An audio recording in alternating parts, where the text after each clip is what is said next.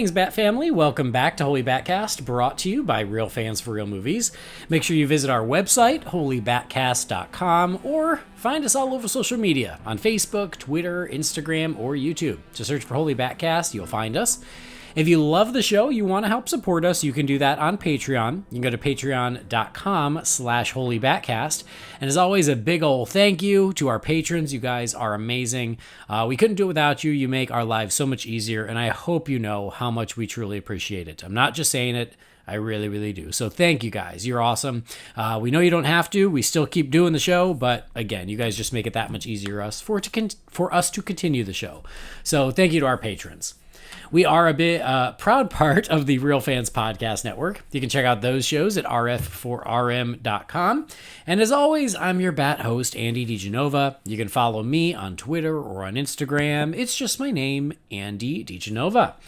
This episode, we're going to go back and catch up on one of the DC animated films that we never got around to reviewing.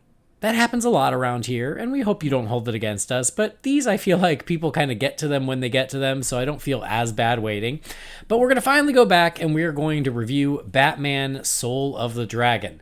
It was released in early 2021, so now it's over a year old, and we got to do some catching up, got to check it off the list. So joining me for that is my good pal, Jamie Drewley. Hey, Jamie, welcome. Greetings from sunny and warm Indiana, everybody. Summer is here. Happy summer. Yeah, happy summer. There you go. My son and I are both allergy sufferers, and he's been having some struggles to the point where he's had to start taking like Benadryl and that sort of thing for his medication. We were outside working earlier today on some projects on the deck, and he was struggling with his breathing and his eyes puffing up and everything. And my wife looks at him and goes, "You're both going to die from tree sex. You know that, right?" Well. So that's like the new giggle in the house is tree sex is attacking us. Tree sex. Yes. Not to be confused with titty moss. No, totally not the same completely thing. Different thing. But way to bring it back around. Got to do it. It's mostly just for James Smallins. He's the one who's really embraced the titty moss, so I want to make him happy. The titty moss is a thing. I mean, it's a big deal in some parts. They should sell it. They should sell it at Walgreens for your cuts and scrapes and bruises. I'd buy that. I probably would. Yeah. You know what else you should buy since summer is here? Manscaped. Yes. Yeah, you should go do some shopping at Manscaped. Summer is here. Means it's nice and hot out. You can do a lot of outdoor activities, so you want to stay fresh and groomed and smelling nice. So go to Manscaped. They sponsor our show, which is very nice of them. And they've also given us our very own promo code in BATSCAPED, BATSCAPED, BATSCAPED for an additional 20% off. And this month, they really want you to know about their new Platinum Package 4.0. And here's what's good about the Platinum Package 4.0. If you're on the website and you're like, oh, I kind of want this or I kind of want this, what are my different options to get a little nice sampling of everything? The Platinum Package 4.0 is a little bit of everything. It includes almost anything you want to try out from the Manscaped line of products. So this includes the Lawnmower 4.0 trimmer, the Weed Whacker ear and nose hair trimmer, the body wash, the shampoo conditioner 2-in-1, the deodorant, the anti-chafing ball deodorant, the ball toner spray, boxers, and a travel bag. All of it. You get a little bit of everything. That's a lot of stuff. It's a lot of stuff.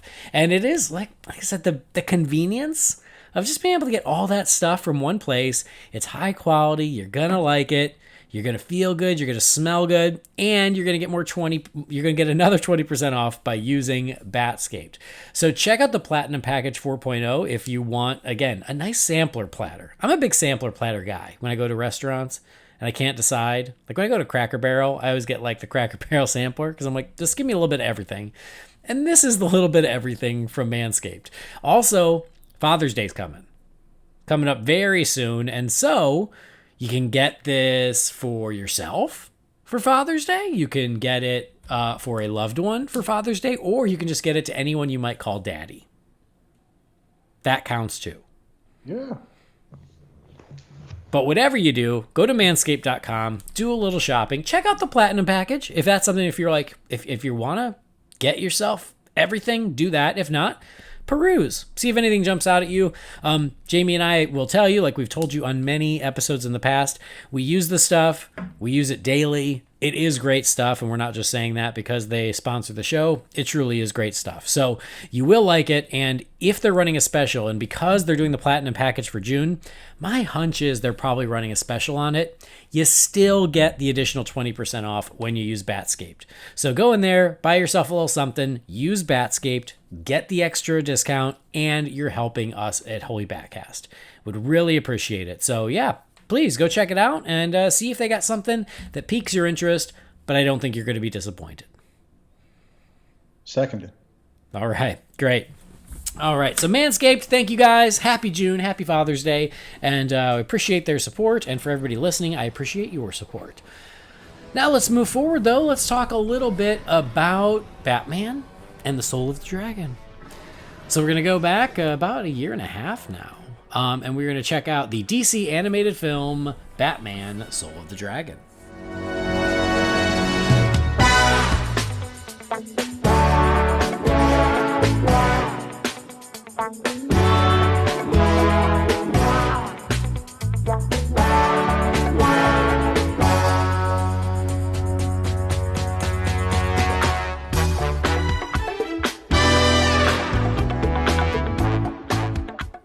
It has been that long, hasn't it?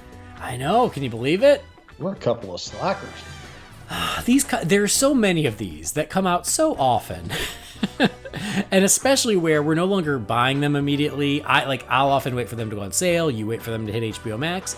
We get to them when we get to them. I'd feel worse, but I feel like, again, most of the fans do the same. Is they eventually get around to it. For those of you who buy it day one and watch it day one, my hat is off to you. You guys are awesome. You're committed. You're dedicated. I respect it. But yeah, I generally wait. I wait for discount. I wait for HBO Max. I do eventually pick them up, but we get around to them eventually. Better late than never. So this was released digitally on January 12th of 2021. It was directed by Sam Liu, written by Jeremy Adams, and produced by Bruce Timm. It was one of his brain children, of course it was. But also produced by Jim Krieg, Sam Liu, and Kimberly Moreau. For our voice cast here as Batman, I think this is his first time playing Batman, David Gentoli. I might be saying his last name wrong. Chances are I am. But David Gentoli is Batman Bruce Wayne. Mark Dacascos is Richard Dragon. Kelly Hu is Lady Shiva. Michael Jai White is Ben Turner / the Bronze Tiger. And legendary James Hong is O-Sensei. We refer to him as the incomparable James Hong. I mean, without a doubt. And little bonus, friend of the show and all-around nice guy, Eric Bauza is also in here. Did you notice that? I did. I saw that and I was like, heck yeah. Yeah, Eric Bauza as the Axe Gang leader. He shows up in pretty much everything. He's one of the hardest working guys in show business. When you're that talented and that versatile, you do show up in multiple places. I mean, look at anything animated and you will probably see his name. But that was just a fun surprise. And then, so here's what I liked about this cast, Jamie. I'll just start here.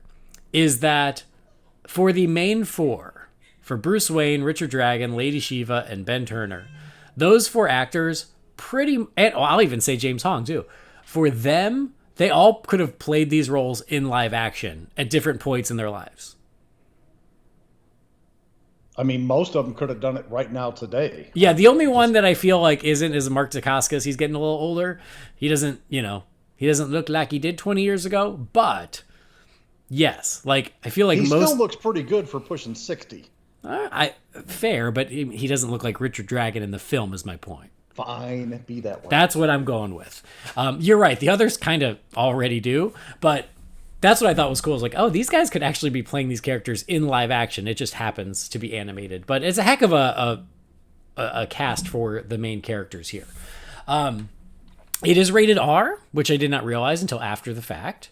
But then after the fact, I saw that and I was like, okay, all right, that makes sense. And it's very much and they were very upfront about it. They wanted to make a 1970s Kung Fu movie. And it just so happened that it was set in the DC universe with Batman. But it's very Elseworlds. It's set proudly in the 70s. And yeah, there's no real connection to any of the other animated continuity or any of the animated films. It's very much a one-off. We'll start as we do, spoiler free for those who haven't seen it. This is on HBO Max, though, right, Jamie?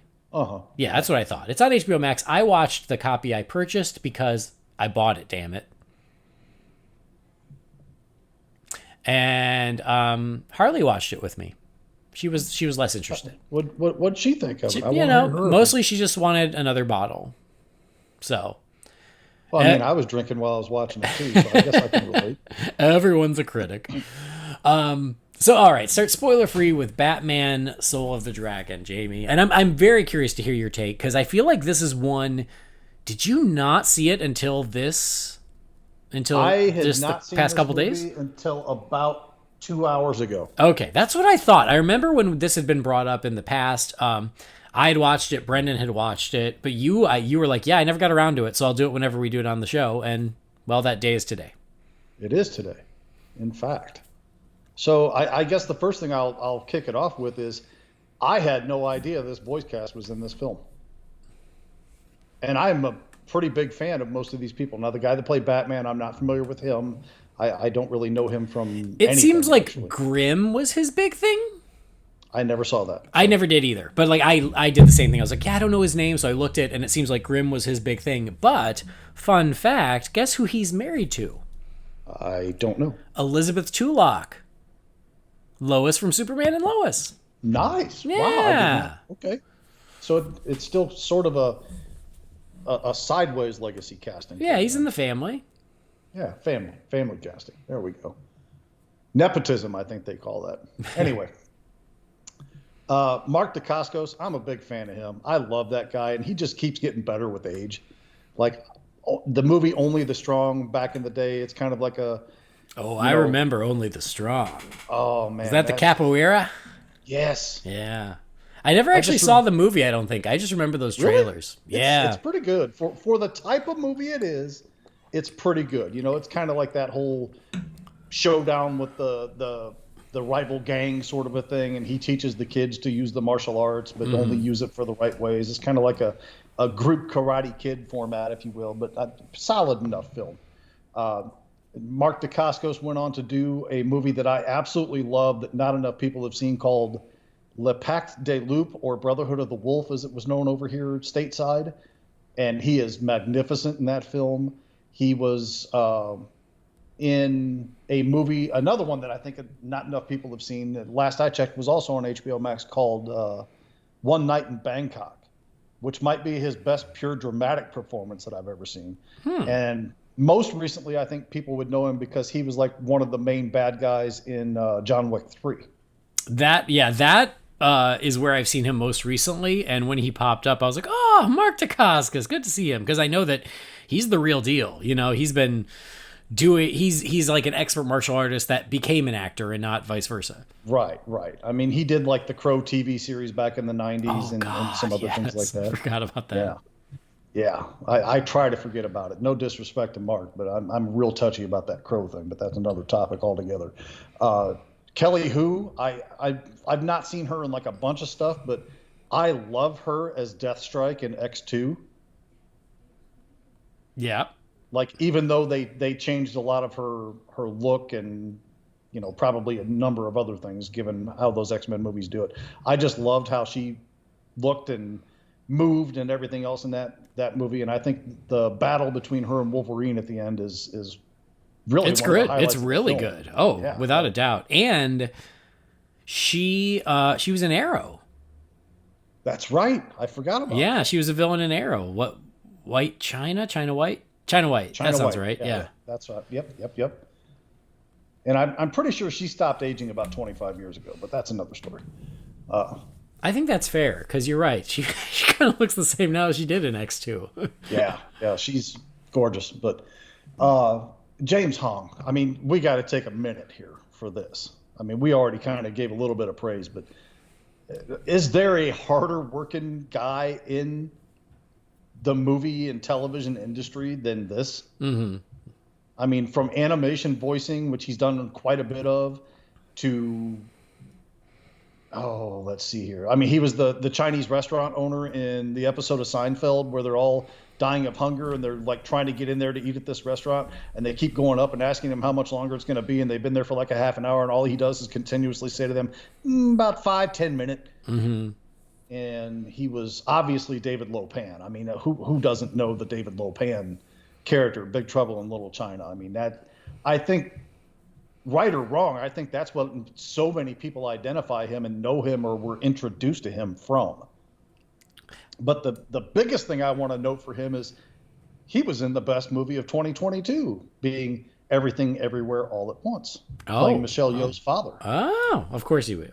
Of course he was. And even kicking strong at, I think he's like 92 or 93 years old, and he still looks great. Well, and he just got his star on the Hollywood Walk of Fame, which is criminal. Which was a big deal.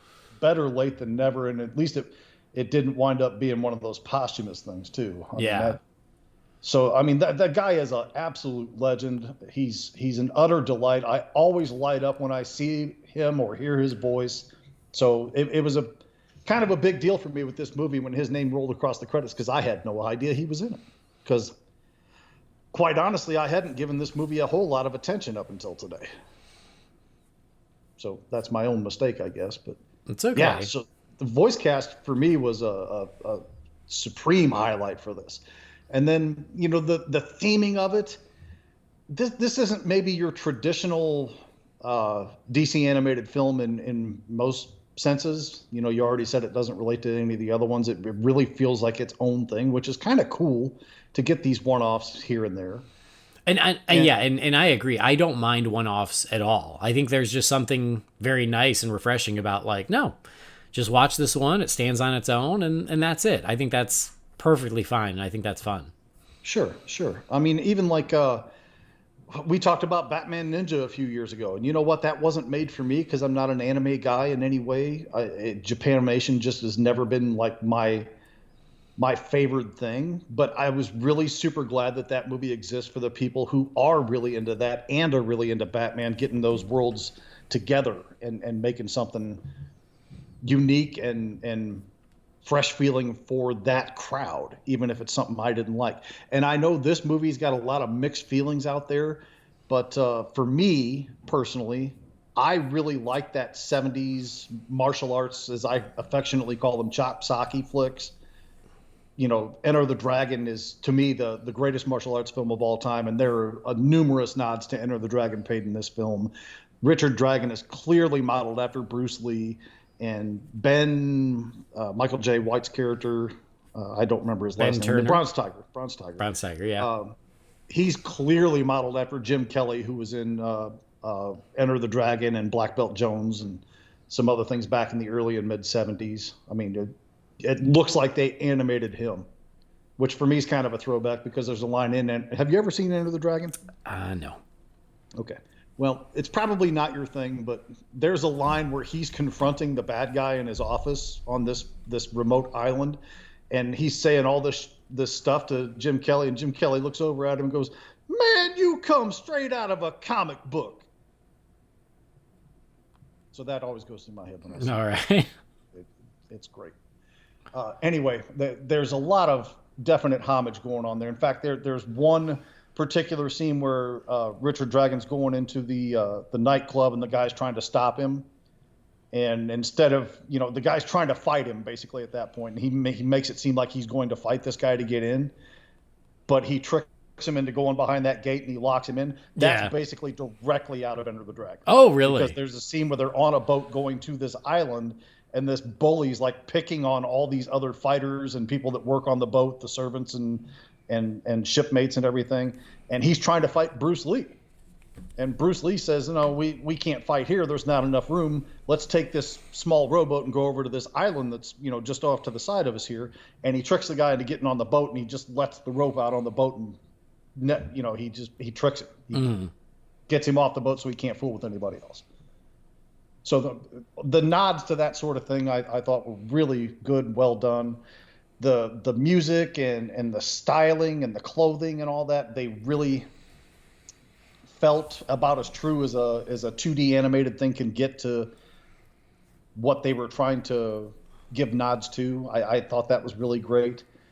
But Unfortunately, I do think that there are some problems with the film, which we'll get into when we cross the spoilers, because it's hard to address a lot of my issues without getting over there. But they have a lot of the tropes that I always like. Like, to me, the wise old Asian martial arts master that has like a quippy or humorous tongue. Not to get overboard, but they'll throw a zinger out here and there, like Mr. Miyagi is a great example that everybody would know, or even to some extent Pai Mei in the Kill Bill films, or I mean, on the martial arts master in The Last Dragon. You see this trope a lot, especially in the Americanized martial arts films, and it's always one that I like and enjoy. So the fact that the O Sensei in this was very much along those lines brought a real smile to my face. Mm. So I've got a lot of positive, but I've got a few significant negatives. But again, it's hard for me to address that until we get over the wall. Okay. It's funny because you said you'd seen mixed reactions, and I feel like part of that is my fault. I feel like I maybe swayed that a bit, because I did watch this when it first came out last year, and I was really looking forward to it, especially because going into it, we all knew what it was going to be. They were very upfront about what they were trying to do, but so I was already like not sure how interested I was, but then when it came out, I saw the reactions of a lot of fans who I respect. They said, "Oh my God, it's great." And I was like, "Oh, it got me really excited." And I watched it, and I wasn't so into it, which we'll talk about in a minute. And so I was like, okay, like I appreciate what they're doing, but it wasn't so much for me. And I think I've said as much on this show, so this isn't really giving anything away. I've said as much on this show whenever this has come up with you and Brendan, is when this comes up, I'm like, you know what? Like my desire to do an episode on it really went away as soon as I realized I didn't really like it that much. But I knew we would have to eventually. And so revisiting it today, I will say, like most of these animated films, you'll see a bit of a pattern, is I always tend to like them more the second time. And that was true here too, is I think that the first time, even though it's over a year ago now, I went in with sort of high expectations based on the reactions I saw, going, "Oh wow, this is going to be great." And then watching it, and I'm like, "Oh, okay, it was all right." But you get rid of those expectations, and now going in the second time, I already know what I'm going to get, or what I'm not going to get for that matter. And so I'm just a little more realistic about it. And so I did enjoy it more today, but I'm still there where I think it's okay. It's just not necessarily for me. And it's based on what you're saying, is I have no nostalgia for 70s martial arts films. None whatsoever. I've never really watched any, just not my thing. So that concept, that premise isn't enough to make me fall in love with this. I certainly know films well enough to recognize all of the tropes, even if I don't recognize direct references to, say, Enter the Dragon. I certainly see the tropes because I've seen enough just movies in general. But yeah, that itself wasn't enough to make me go, "Oh, hell yeah," because I'm just into that type of movie. I am much more into Batman movies, and this is not a Batman movie. It's barely a Batman movie. Let's put it that way. He's a side character almost. Yes. And again, Bruce Timm is very upfront about that. And I did watch the little documentary that was on the extras, because I was just curious. And he said, "Oh, if I had my way, Bruce Wayne would be in his suit with his bell bottoms the whole movie. He'd never turn into Batman." And I was like, yeah, I can tell watching the movie that you had no interest in Batman. And that's fine if that's your thing, but hey, I'm a Batman fan. We're on a Batman podcast. And so I appreciate what they're doing as far as the goals that the movie sets out to achieve, which is to create an animated 70s set martial arts movie that uses characters from DC Comics. I think it achieves those things. So if that's your thing, I think you'll be very satisfied. If you're going in hoping for more Batman or Batman's world or Batman's mythology, it is barely there. So that's my big disappointment. For someone who I can't, the 70s martial arts theme isn't enough. I needed more Batman to really hook me in, and they didn't do that. They weren't even interested in doing that. And so that's why I was like, like as it stands, I feel like it's 90% 70s martial arts movie, 10% Batman. And I think that's being generous, honestly. And I just wish that was a little more, there's a little more parody there. Like I would have gone, even if you'd have done 70% martial arts, 30% Batman, I think I'd have been a lot more on board at that point. There were certainly things I liked about it. Again, I did enjoy it more the second time going in eyes wide open. I like the foursome of that team, of the four of them. I think that's actually a really cool team, and that's a comic I would read, of Batman, Lady Shiva, Bronze Tiger, Richard Dragon. That's a really cool martial arts team, and I would go on adventures with them. So I like that a lot, and I liked all of those characters a lot. I do think the animation overall is very good, especially the fights. The action sequences are really well done, and for a martial arts movie, that's important. I loved the music. I thought the music was awesome because it definitely leans into the 70s vibe very hard, and for me, that was part of the fun of it. So I really enjoyed the music, and I actually liked who they used as a villain. I don't know if it really counts as spoilers, but I won't say it just in case. And it, as it turns out, it was timed really well based on things that we've been talking about recently on this show. So that was kind of cool. But yeah, at the end of the day, it's not a bad movie. I like it well enough for what it is. It's just not necessarily for me. And I think that's okay. So that's why I was curious to hear your thought, because I do think that you have a little more affection for what they were going for than I do. Yeah, I think that's absolutely fair. And honestly, I had a really, really good time with the movie. There were just some choices that were made that I was like, really, that's the best we could come up with here.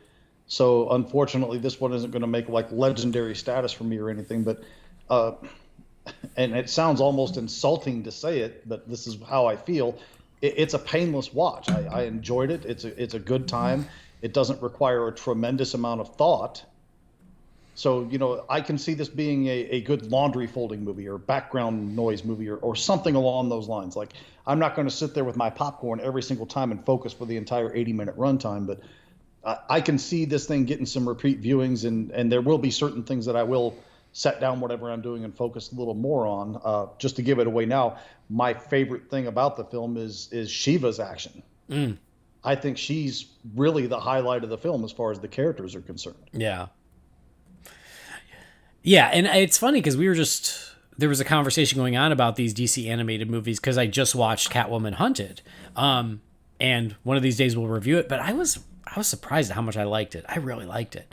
And our pal Joe Fornerato from The Fire Rises, he was like, you know what? It just wasn't really for me, but that's okay because for these animated ones, there are so many of them. If one doesn't work for you, he's like, that's fine. I just move on to the next one. And that's how this one was for me, is I watched it. It's okay. Not necessarily for me. That's fine. In 3 months, there's another one coming. So it is funny. I appreciate them doing different things and different flavors and different styles with these. Because for someone out there, it's what they want. And for those people, there's something for everybody. Yeah. It's an embarrassment of riches how much variety that we have to choose from in that animated world with these DC characters and properties. It's great. Yeah. And so that's just it. Is for this one, I was like, not really my thing. Haven't revisited it since we did this episode. But for Joe, maybe that's Catwoman Hunted. Or for you, whatever. Insert Batman Ninja, right? Sure. And that's okay. Because there are so many of these. And I appreciate the variety of things that we get in them. And some will work better for me than others. I mean, gosh, I think the last time we did this was for Justice Society World War II. And I was shocked at how much I love that. So that one worked for me like gangbusters. I was really into that one. I thought it was great. This one, not so much. But again, for those who want something like this, if this hits the nostalgia buttons for you, that's awesome. Then you've got a DC movie that is right in the style of something that you like. Right. And the other thing I'll say that I appreciate about some of these is, you, of course, have the ones that are based on stories that we know and love. Long Halloween, Dark Knight Returns, Year One, Killing Joke. I mean, anything that's based off of a very well-known, loved, respected story. In the case of this one, there's no baggage to come into it with. Yeah. You can truly take it for what it is, and you're not worried about any changes that they've made to a story that you love. And, some of these movies, for me, the changes they make are for the better. like in the case of Gotham by Gaslight. I mean, I like that comic, but I really like the animated movie quite a bit more than I like the comic. I think they just did a better job with it. Yeah. I know that's probably sacrilegious to some people out there, and no disrespect intended. I agree with you on that enjoyed the one. movie more. Yeah. Yeah, sure. In this case, literally you have I had no baggage at all coming in because I don't know most of these characters well enough to, and the story structure and what have you with this, it's just no existing basis for it. They just really did their own thing, and that probably allowed me to enjoy it more because I wasn't concerned about, are they going to change this too much for me not to be really into it? Yeah. Because Shiva's traditionally a villain in any story that I've read. But here she's not. And I kind of like that. Well, she kind of is. Yes and no. She's running organized crime in Chinatown, so she's not a good guy. But as far as, yes, in the context of the story, she's helping Batman. But right. Yeah. So the other example I was going to use was, if you remember Suicide Squad, I think it was Hell to Pay. That one, they were very much, it's kind of like this, where they took a stylistic approach of like, oh, we want to do a 70s grindhouse film. But that one I felt like had a better balance of like doing that stylistically, but still making it a Suicide Squad movie. And I felt like that sort of balance, I think, would have served this, or at least made me like it more, make me more into it. And I understand that. And for those of you out there that maybe haven't seen it to this point, Bruce Wayne is heavily involved throughout this. He's just not really in costume very much. And there's a lot of background information, flashbacks and what have you, of these people training together, getting to know one another. And I enjoyed that, but I can totally see that Batman was not really and truly necessary to this story. I mean, it probably was for sales numbers because, I mean, who's going to buy, the Soul of the Dragon animated film? But Batman Soul of the Dragon's got people's attention, Right. Well, and just to clarify, like, yes, would I prefer to be him in costume more? But it's not even just that. It's like, there's no Batcave, there's no Batmobile, there's no Wayne Manor, there's none of the Rogues Gallery. I guess technically they're in Gotham, but you'd never know it when you watch the movie. So, and that's just it, is there's like very little of the Batman mythology incorporated. It's really Bruce Wayne, and at the very end, he puts on the bat suit. So it's not just that he's not in costume much, it's just that there's almost nothing as far as Batman's world that's in this movie. Even early on when the costume shows up, it's almost ham-fisted the way it's done. Well, and it's done for 3 seconds, like, so it barely even counts. But on the flip side of that, I really did like the character design of Batman in the costume in this. I do, except for the ears. The ears are weird and fat, and they almost look like the first appearance Detective Number 27 ears, which I think was such an odd choice. That's what I liked about it. Oh, really? It's really kind of a classic-looking Batman from, back in the Golden Age era. Like, from his nose down, I thought he looked amazing, but the weird fat ears I was not into. I thought it was different enough and a throwback to that really early Batman design. I liked it. And it's funny because, we're talking about this and is it a Batman movie? I would say no.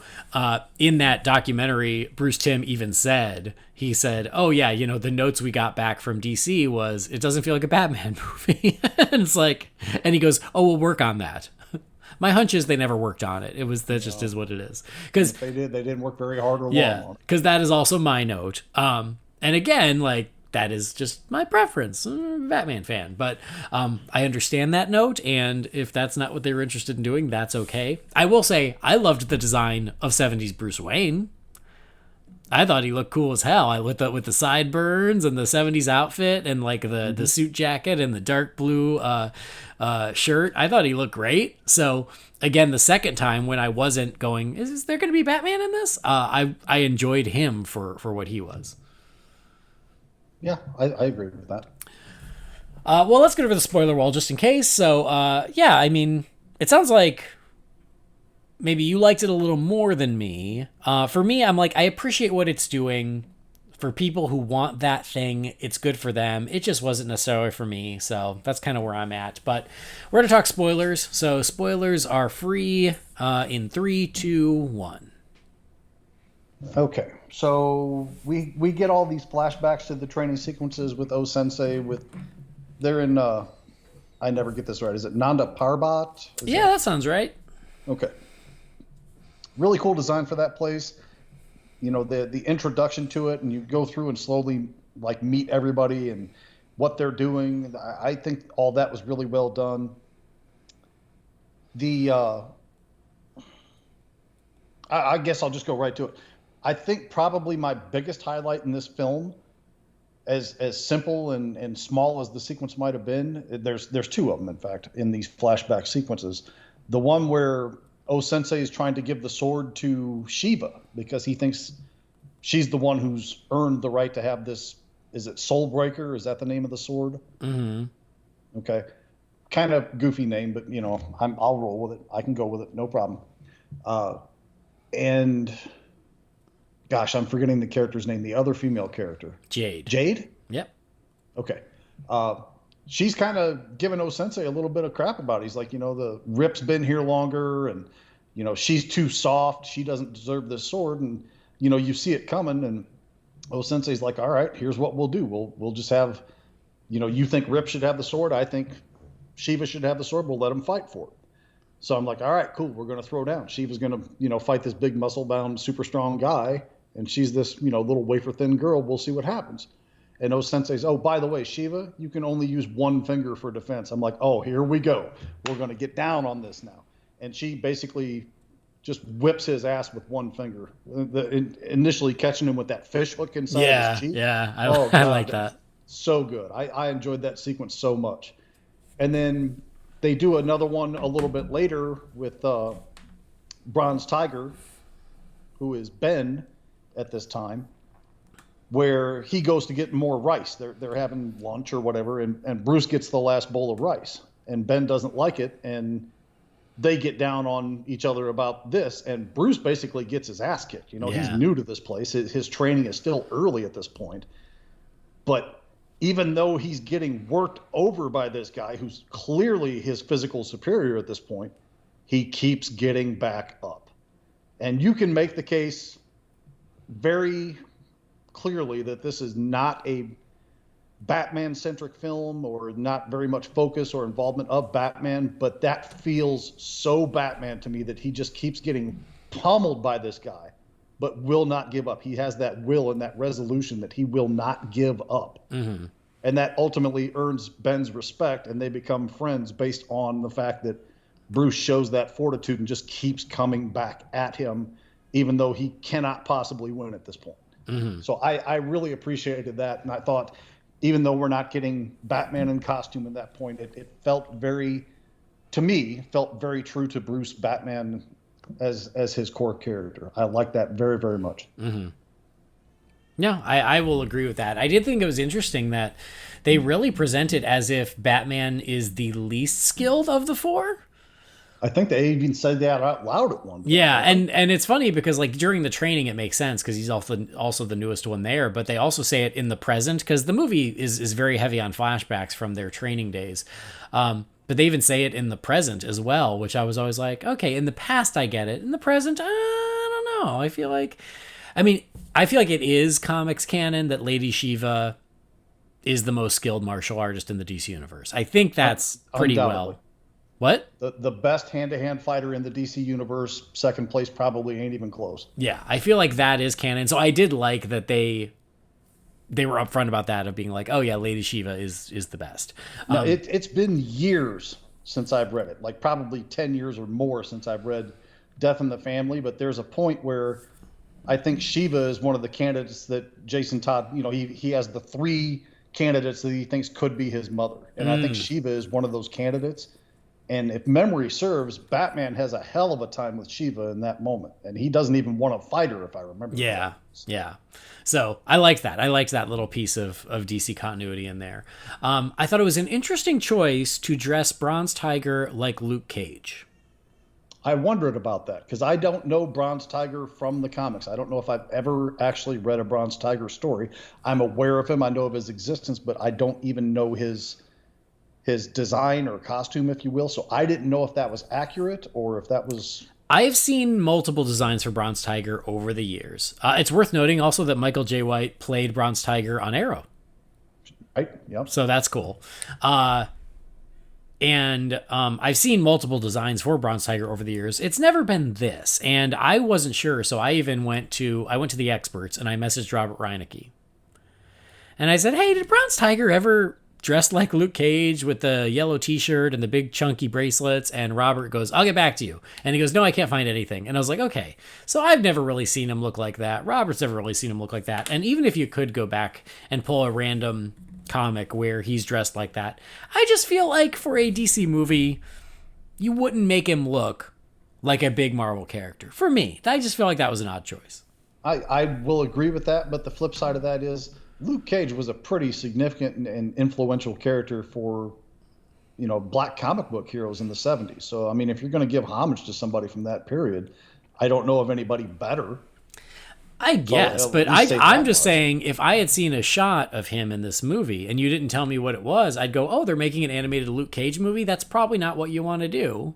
No, I get it. With one of your characters. Yeah. And again, like, I wish in the end he'd have been wearing something a little more Bronze Tiger-y. Fair enough. Anyway, to go to something I said during Spoiler Free is I thought it was very funny and interestingly timed that Cobra was the big bad in this. Yes. I did not remember that. And we just finished talking about Cobra a couple of times as we were finishing up our watch of Batman Beyond, because they showed up towards the end of that series. And here we are. Cobra is the big bad in this. And I thought that was a cool choice for this. To pull a somewhat obscure organization from DC Comics and to put a new spin on them in the 70s with the cult and the supernatural and everything. I actually thought that worked very well. I liked that. And then I really appreciated that they also had not just Cobra itself, but they also had a couple other characters in there. So King Snake, I really appreciated the inclusion of King Snake because he was the big bad in the Robin miniseries that I love so much. That's right. And I forgot about that. Yeah, and I was like, oh, well, that's another deep pull, and I appreciate that. So I like that it was not only Cobra, but Lady Shiva and King Snake. And a villain that I am not familiar with, but has the coolest name of any villain, and that is Schlangenfaust. Sounds like something out of an adult movie. I know. It also sounds like something I could order as a drink over here at Epcot in the Germany Pavilion. Schlangenfaust, which I guess translates to snake fists. That certainly makes sense. And he's again, like we've talked about recently with Cobra, he's kind of like King Hiss from Masters of the Universe. His arms turn into snakes, except when you cut one of these off, it regenerates into a whole snake man. So I thought that is a problem I have with the whole Cobra thing. Is, okay. I mean, instead of these snake-like creatures that are running around, wouldn't it have been cooler if they were like dinosaur men? Stop it. No, it would not. Sorry, I had to False. throw that in. Please continue. That's okay. So anyway, I thought he was really cool, and especially once we saw what he was up to, which I don't think we got the reveal until the climax of seeing that he could actually do that. I was like, oh, that's actually really neat. So I like that it wasn't just Cobra. I liked that, they had these extra snake-themed villains around them. I thought was really fun, too. Which it makes sense, because you've got a team of 4, they all have to fight somebody. And so they were able to. The Snake Woman, was that Lady Eve? Yes. Okay. So you're absolutely right. Everybody's got to have somebody to have their little showdown with when you come down to your climax of the film. But here's one of the things that kind of, I mean, it's something I'm kind of used to at this point, so I don't get like about it, but I just have to say it out loud that we watched Justice League versus the Fatal Five, which I thought was a great film, but our big gripe about that was there was like zero villain development there. And I think this kind of suffers a little bit from that same thing in that King Snake and Lady Eve and, I mean, the Schlangenfeist or Faust, whatever his name was. Schlangenfaust. Okay. He had a little bit more to do than them, but still not a lot.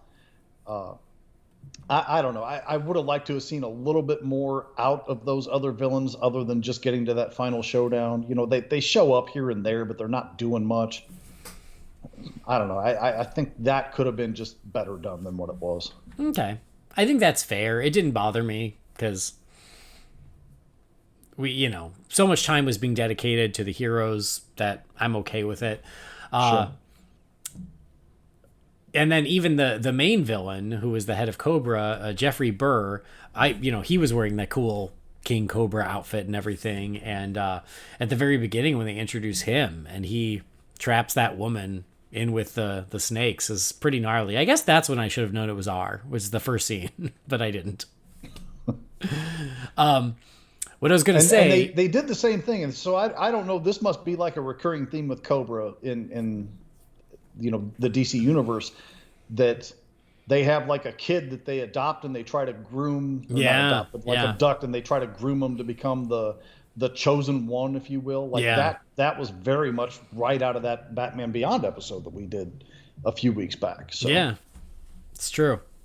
I was going to say, just so I don't forget, because we mentioned James Hong and O Sensei, and honestly, if I'm being honest, the flashbacks are probably what worked for me the least, just because they were so cliche of like the martial arts training and like you said, the quippy master. And I know the movie is playing into these cliches, but I just didn't think that those scenes, with the exception of one, I agree with you about the Bronze Tiger Bruce interaction, but for the most part with the flashbacks, that was where I sort of checked out. But anyway, O Sensei, James Hong. Oh, sorry, were you going to say something? I was just going to say that the thing that led up to, like, right before that fight started between Bruce and Ben in that moment, and they're like, "Oh, Sensei, you have to stop this." He's like, "No, I don't. My TV's on the fritz." And he wants to watch this for entertainment purposes. I got a chuckle out of that. I did. But anyway, so towards the end, when they open up the gate and they release this demon, it comes out in the form of O Sensei, because O Sensei sacrificed himself to close the gate years prior. And he comes out and he's sort of the big bad at the end for the big fight. And there's the moment where Richard Dragon defeats him by expunging the demon spirit from his body, and he looks up and the lights come out of his eyes and his mouth, just like Lopan in Big Trouble in Little China. And I was like, that has to be intentional. Oh, absolutely. I mean, there's nods everywhere. Even when they were kind of toward the beginning of their confrontation there, and they both got the glow, like the Last Dragon. Ah, yes. That wasn't accidental, I assure you. Right. So anyway, I appreciated that. I thought that was cool because I love Big Trouble in Little China. I love John Carpenter, obviously. I mean, it's my wife's favorite movie. So, is it really? Yeah. Oh wow, I love her more every time you tell me something about her. You know that? She's quite the catch. I'll be honest. I agree. She's great. I just watched it the other day too, man. That movie's holding up. It's aging like the finest wine. It's so good. It really is. So anyway, I loved that. And then again in that documentary, the writer, he acknowledged that he loved Big Trouble in Little China. So again, he didn't say anything about that moment, but it seems pretty clear that was an obvious homage. The other thing I was going to mention were when Bruce goes to Nanda Parbat, and they're like, "Oh, you're the sixth." And so we meet all the other students. So we meet Lady Shiva and Ben Turner and Richard Dragon. But then there are two more. There's Rip Jagger and there is Jade, who you mentioned. Right. Mm-hmm. So this I did not realize. Thank you, IMDb. Rip Jagger is actually Judo Master from the comics. Really? Yeah. Huh. Well, actually, most of these characters are evidently, air quotes, significant DC characters, because at the end, if you read the credits, almost all of them, they give acknowledgement to their creator. Yeah. Because O Sensei and somebody else were created by Denny O'Neil. And, what was the other one? King Snake was Chuck Dixon. Mm-hmm. Yep. So, I mean, all these characters, they acknowledge here. I didn't know O Sensei was a DC character. I've never heard of him prior to this movie, I'll be honest. I mean, I knew Shiva and Bronze Tiger and stuff like that, but I mean, pretty much all of them, even the ones whose names I didn't know, apparently are right out of the comics. Yeah. Well, and apparently Richard Dragon, who is not someone I know from the comics, he is white in the comics. And Wasn't he an Arrow too? Wasn't he like an Arrow villain or something? Not that I remember, but that doesn't mean it's not true. Okay. But yeah, so then they changed that to make him essentially the Bruce Lee, right? Yeah. But anyway, I just thought that was cool, especially since we just saw Judo Master, or a new version of Judo Master in Peacemaker. Yeah, pretty significant size difference between the two. Yeah, pretty significant differences all around. This one never ate any Cheetos, and so I'm calling bullshit. This movie loses a grade just for that. I was going to say another sequence that I really enjoyed is it takes a while for Bronze Tiger to join the team. I like the scene with him and the student out there in front of the school, but then great. Yeah. When he joins them and they're heading over to confront Cobra, he talks about, I feel responsible, and he gives this whole story about how he was hunting them down and he was chasing them, and it's this very cool stylized sequence showing his backstory that I thought was really cool. I really loved the animation. I loved how it was in the silhouettes. It still felt very 70s. I love when they do stylistic things like that just because it's unique, and I thought that was really well done. I agree. So I liked that. I will also say I really enjoyed the chase after they get Lady Shiva. I did, except for one thing. Oh, okay. I mean, it's nitpicky. I know I have to suspend some disbelief watching an animated comic book property, but the part where they how did this go again? Like, she basically leaps from... Oh, she has an ejector seat. The ejector seat from the car. Yeah. I'm not calling that a Batmobile for the same reason I didn't call the one from that movie from a couple months ago a Batmobile, even though this one had more gadgets. But the ejector seat, she times it just exactly right where the ejector seat goes up, and then she's able to pull somebody off of a motorcycle, land on the motorcycle, and, without breaking pace.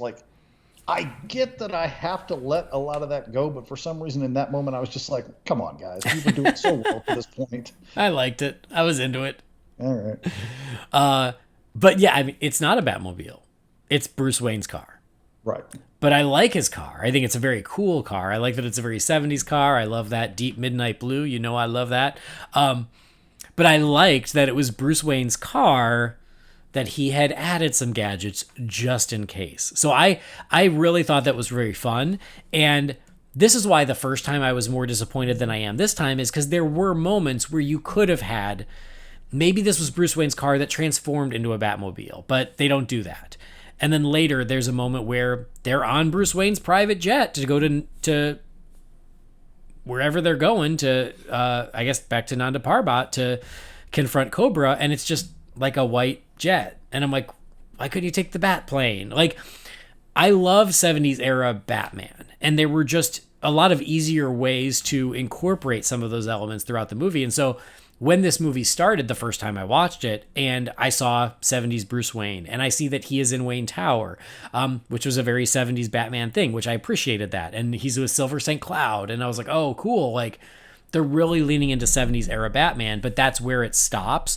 That was where that initial disappointment came from, is I was like, oh, that car could have become essentially the 70s era Batmobile. The fins pop out and the hood pops up and it does like a little mini transformation and then becomes the Batmobile. That could have been really fun, but they don't do that. And I just felt like I wish they'd have pushed it further in those different spots throughout the film.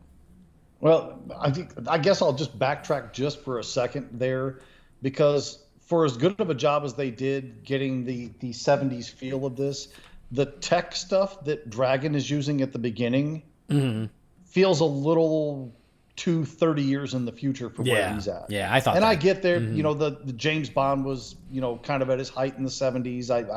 I get all of that, but still, it just, I don't know, it looked too modern to fit with the era that they were trying to present this in. Yeah, I thought exactly the same thing when that happened. I was like, hey, that feels awfully advanced for the 70s, but I agree. Again, that's a nitpicky sort of a thing, but something that certainly caught my attention for the wrong reasons. Yeah. Well, I'll say a couple other things real quick. We mentioned it, but the first time you see Batman in costume, it's only for one shot and it's real quick.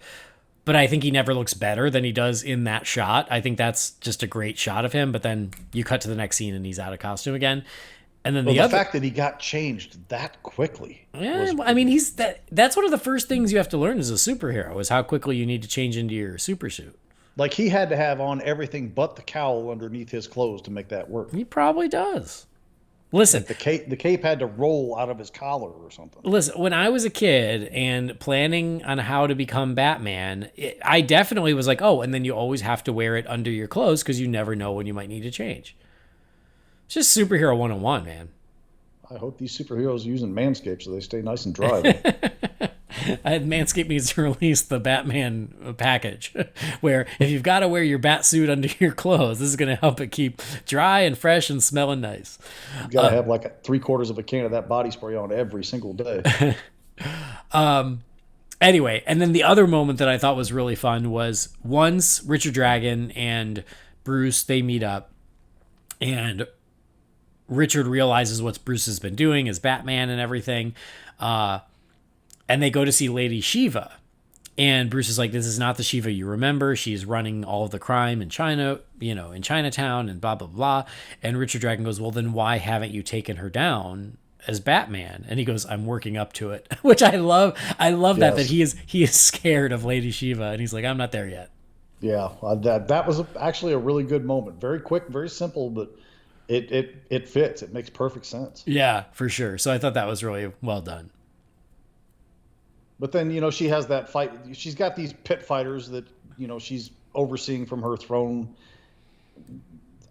All well and good. The guy wins by, breaking a drink glass over the other guy's head. And she says, you dishonored my house by doing this. And he's like, hey, I won. That's the important thing. And then instantly she just turns it into, well, if that was so easy, then you should just fight me. And I'm like, that felt so clumsy. Mm-hmm. Like, I understand you want to establish that she's still the badass and she's at this position of authority for a reason, but like, I don't know, it felt clumsy. I don't know how. Yeah, it was just an excuse to prove that she's still the most skilled martial artist in the world. Like, that was the point, right? But yeah, it was just sort of, it was a little forced. I feel you. And I can see some people getting a little tense with this because I know some people have that really hypersensitivity thing about Batman and killing.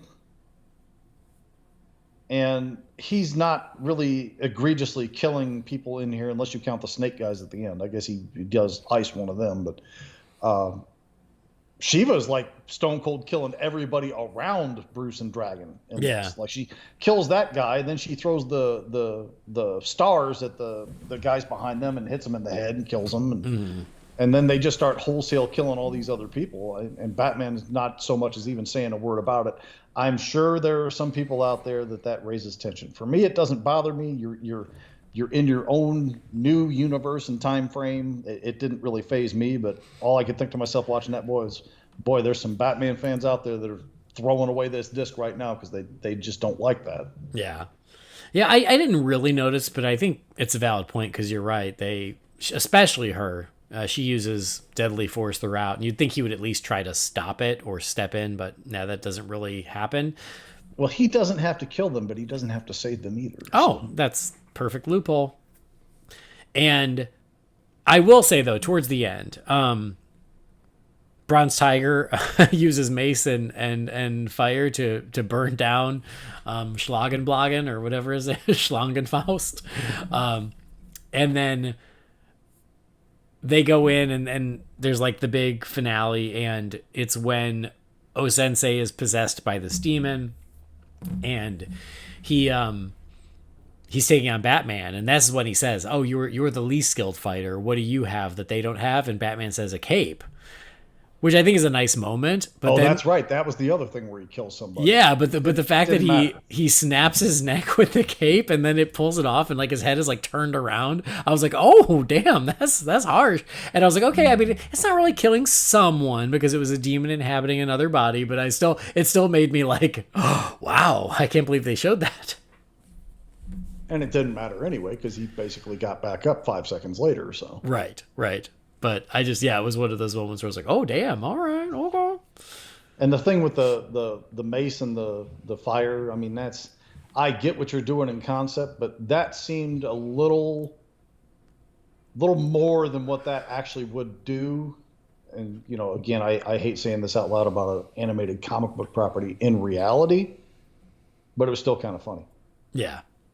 I went with it. It was all right. Yeah. And then I will say something I completely forgot about until I rewatched it today was the ending that's not an ending. Which okay, now we've arrived. Yeah. Well, then should I say my piece or do you want to say your piece? Oh, go ahead. I'll just say I forgot about it. And I was surprised by it. The somewhat cliffhanger ending of the four of them coming into this other dimension, the demon dimension, hell, whatever, wherever they are. And I liked that Batman was going to go in there all on his own, and then they followed him. Oh, something I forgot to mention. I also appreciate, because it's the 70s, how Bronze Tiger calls him Turkey, and he calls him Jive Ass, and he calls him White Rice. White Rice, yes. But yeah, they follow him into hell, and they're like, okay, you know, let's do it. And Batman does sort of like, bring it on. And it took me a little off guard. I was like, oh, really? That's how they end it? But what I guess what I'll say I like about it is, much like the Lopan nod, to me, this feels like a very John Carpenter ending.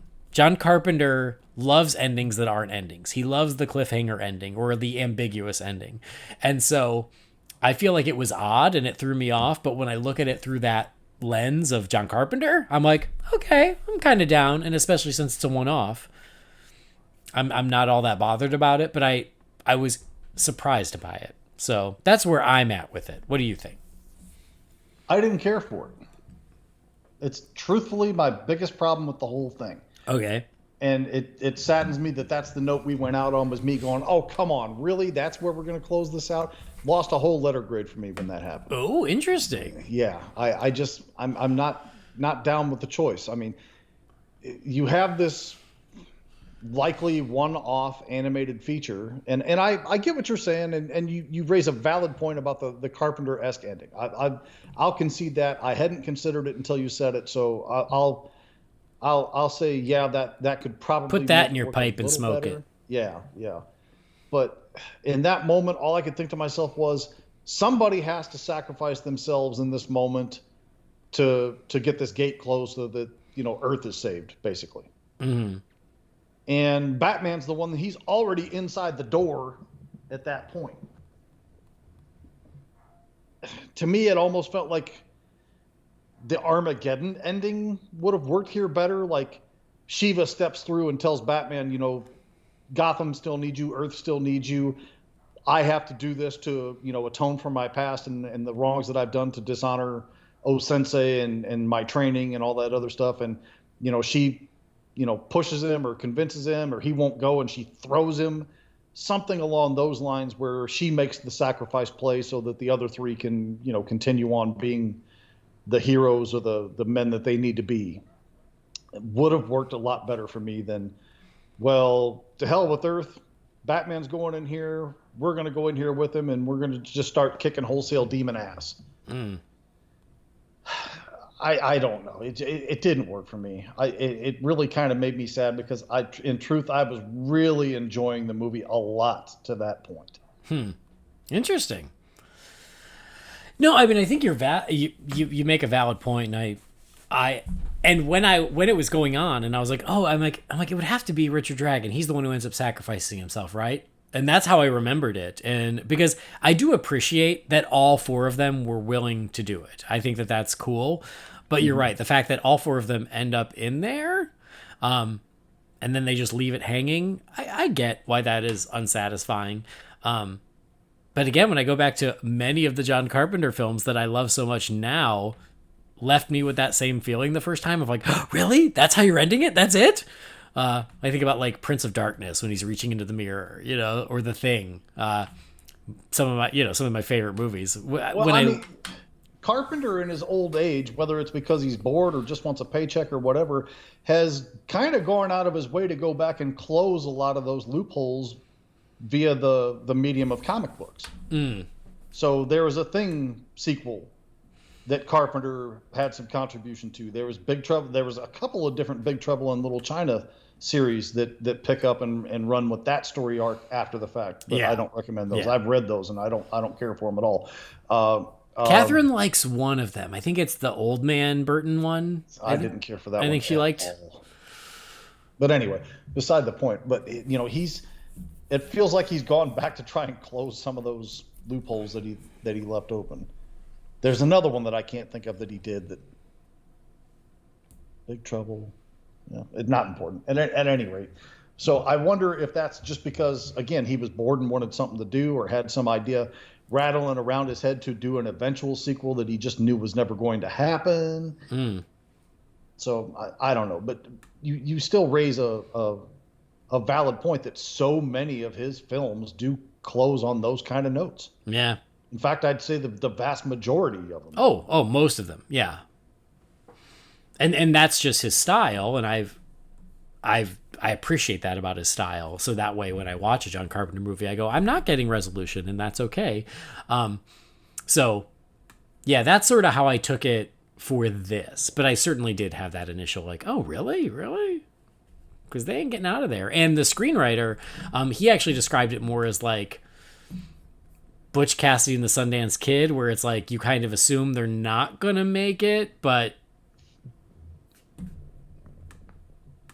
it doesn't have to be. He kind of said it's sort of a downer of an ending. It's sort of a dark ending, but there's just enough glimmer of hope where he liked that about it, and it reminded him of the 70s. So, take it as you will. Yeah, I guess. All right. Anything else from Soul of the Dragon we forgot to mention that you want to make sure you bring up?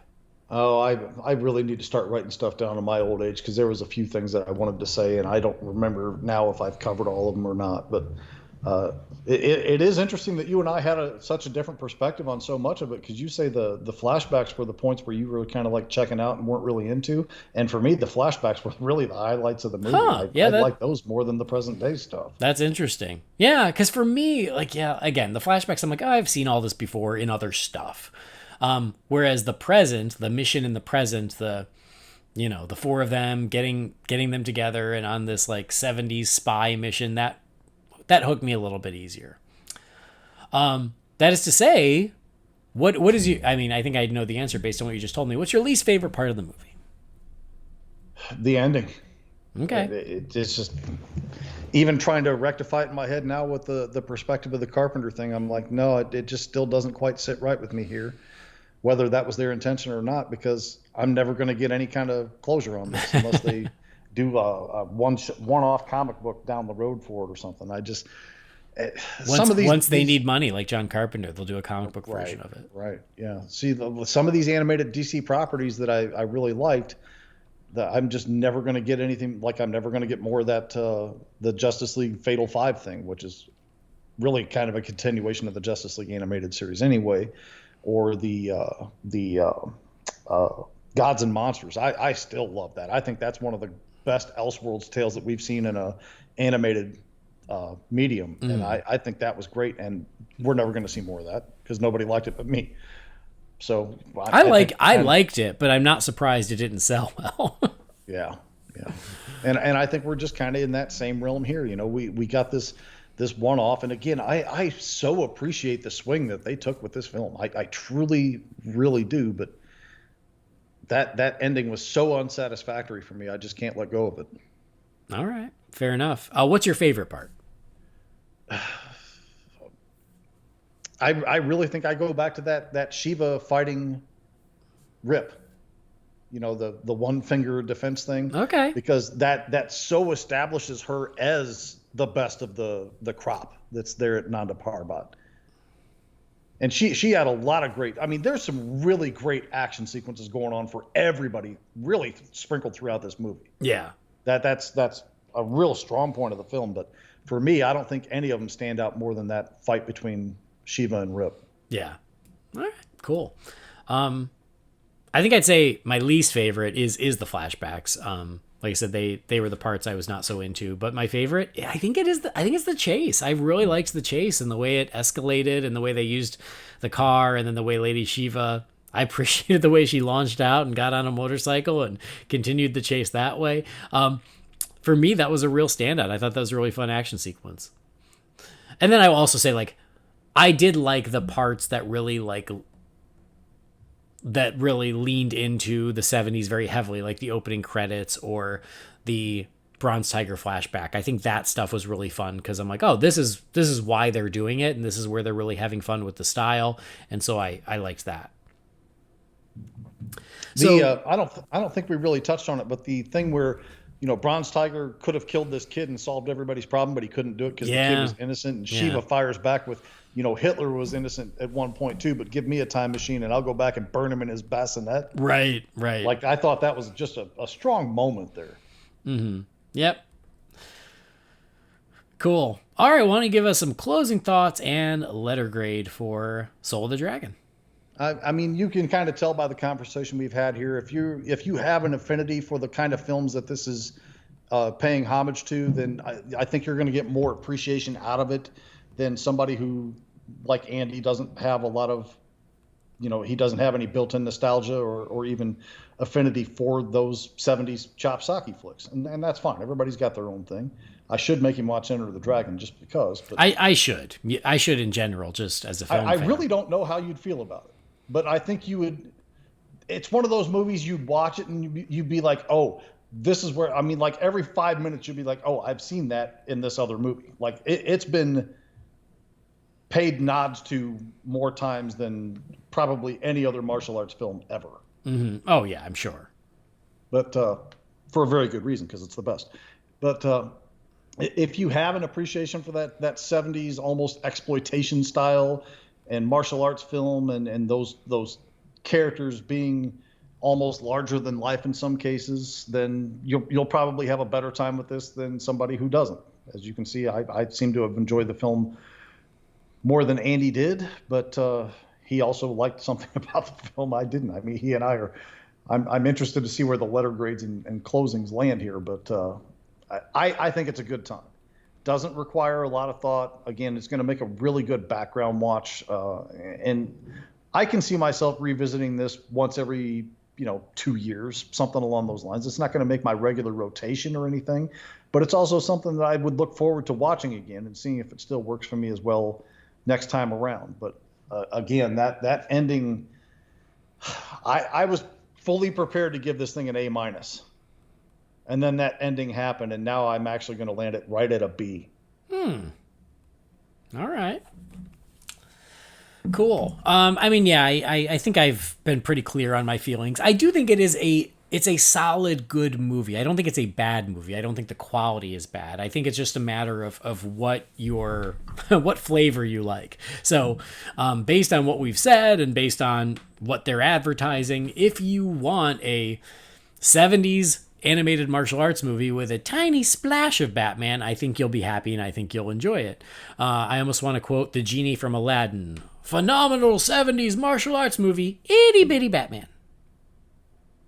So as long as you're cool with that, I think there's fun to be had. I think it's solid. I appreciate the 70s style that they did with it. It just didn't really speak to me. I liked it well enough, and I'm glad I revisited it because I liked it a little bit more, but still, it's kind of, I don't know how much I'll revisit it, if at all, just because it's not necessarily my thing. It didn't really do it for me, but for everybody who this is for them, great. You've got another DC animated movie that scratches that itch for you. It's just not necessarily, doesn't work for me as well. So I'm landing at like a C+, where solid, quality, just not my thing. That's about where I figured you'd land. So yeah.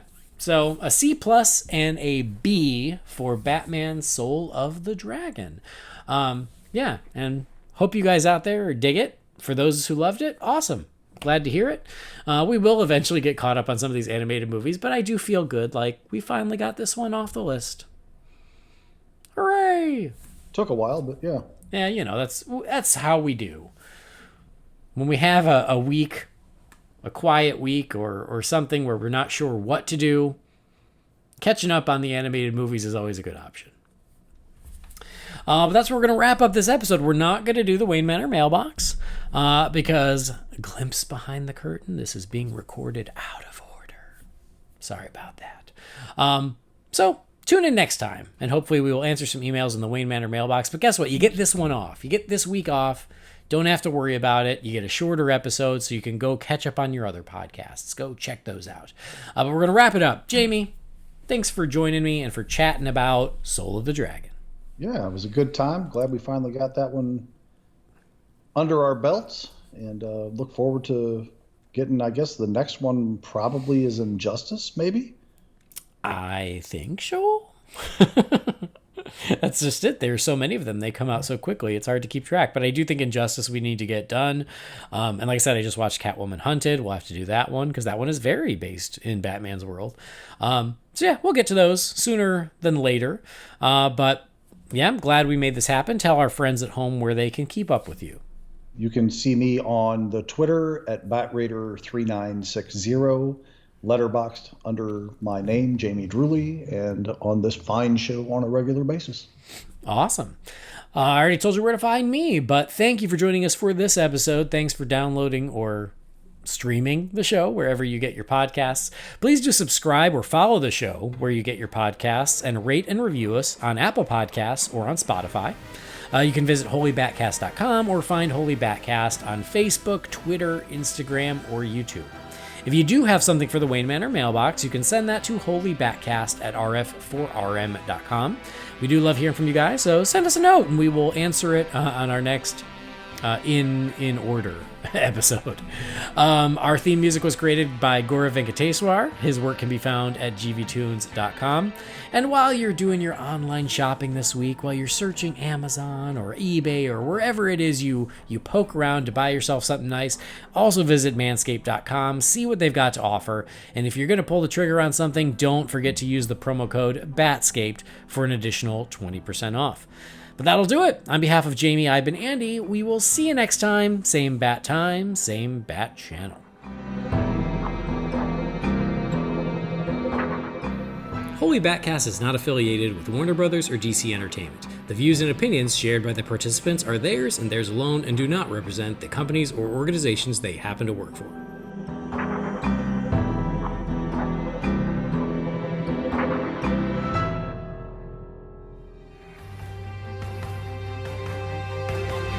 You're crazy, man. I can respect that.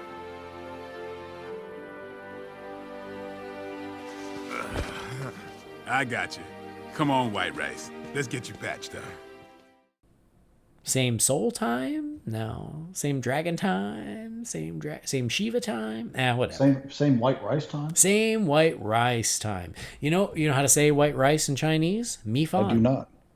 What is it? Mi fan. Mi fan. Okay. Yeah. You know how I know that? Because you lived in China for a couple of years? Well, yes, but that is what Catherine chose as her Chinese name. Mi fan, white rice. Nice. I tried to make mine Bing Bing, which is ice ice. Nice. And they said no, that's a girl's name. I was like, I will not bow to your gender norms. I will be ice ice if I want to be. Yeah, you go. You do you. So you can call me Bing Bing. I will, Bing Bing. Mostly it's just fun to say. It is.